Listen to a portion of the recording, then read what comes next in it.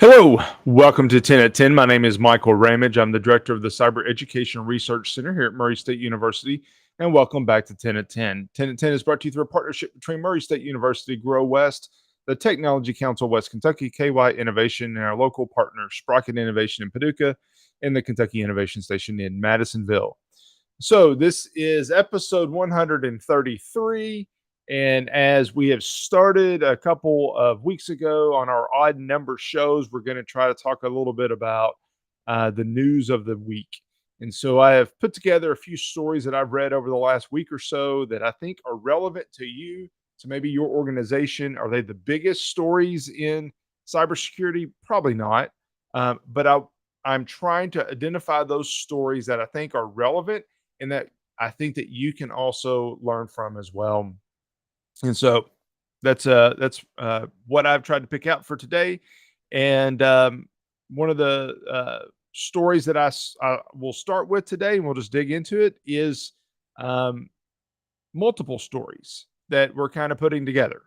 And what I mean by that is that I came across a story that said the critical infrastructure threats are growing. I saw one that said banker in the crosshairs, education sector, the highest share of ransomware victims. And I read all those and really when I see those, what I really think about is that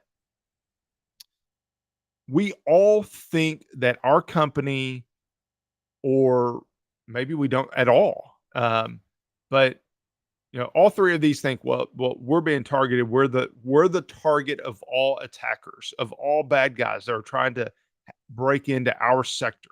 Banking's the most important. Critical infrastructure is the most important. Education is the most important, or the biggest target, or it's where the bad guys are spending all of their time. I could have also included something on healthcare because I saw that as well. There's a number of other sectors that I could have included, and I didn't. But the point with these articles is that these all came out this week, 26th, the 21st, and the 26th. So, 5 days apart, essentially saying that they believe they're the target of these bad guys. And the reality is they're all three correct. Probably. I mean, I haven't done the research to know exactly, but I'm going to assume they're all three correct and they're all three right. But we are all targets.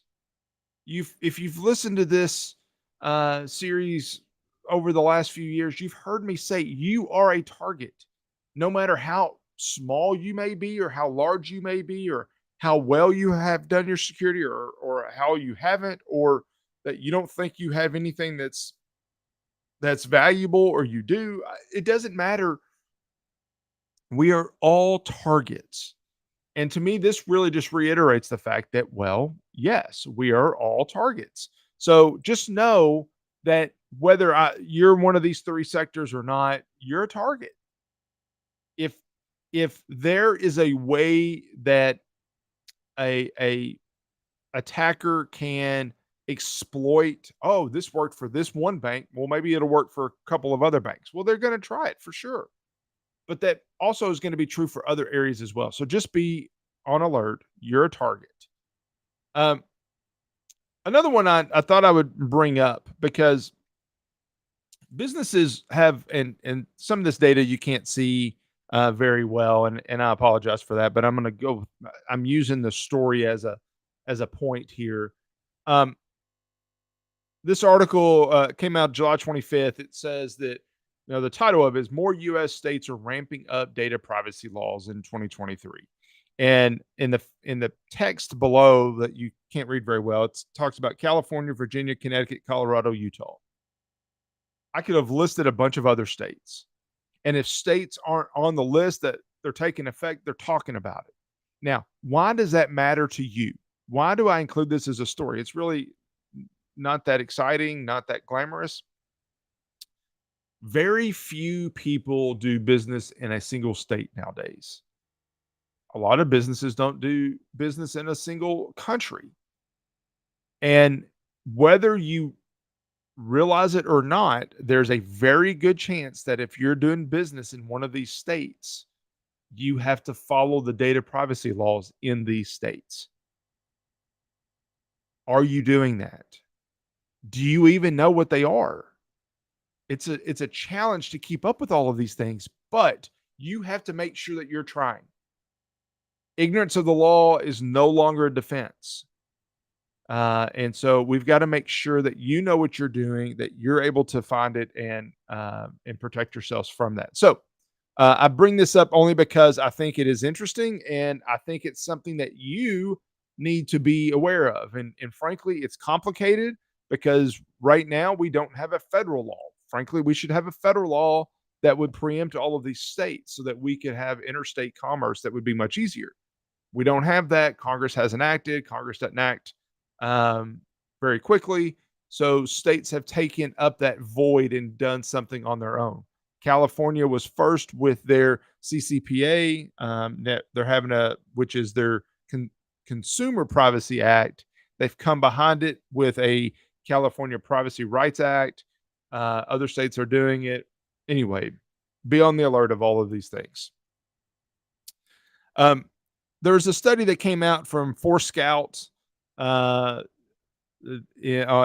actually came out on July 13th. I read this more recently than that, but it's highlighting the riskiest connected devices.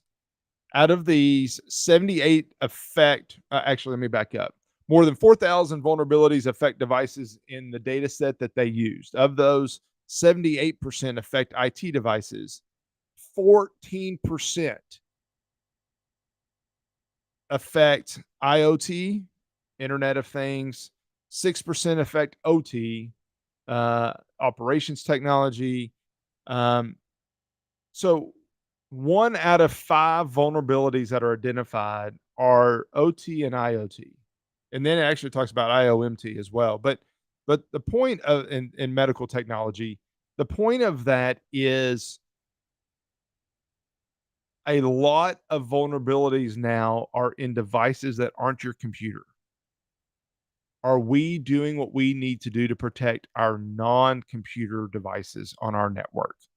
That may be a IP camera, that might be our printer, that might be and a thermostat. I mean, fill in the blank. There's coffee pot, garage door opener. There's so many things that are now on line and part of the Internet of Things. Are we protecting all of those? Our watches, our phones, our tablets?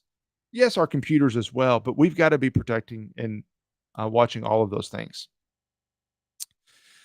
Public sector, this article came out on July 25th. Public sector slow to respond to cyber attack report finds. It says the highlight is it takes government agencies more than 225 days to identify a cyber threat and 92 days to contain it. Let me stop there. That's a long time. That's frankly not acceptable. But my question is, what about you? What about your organization? How long would it take you to respond?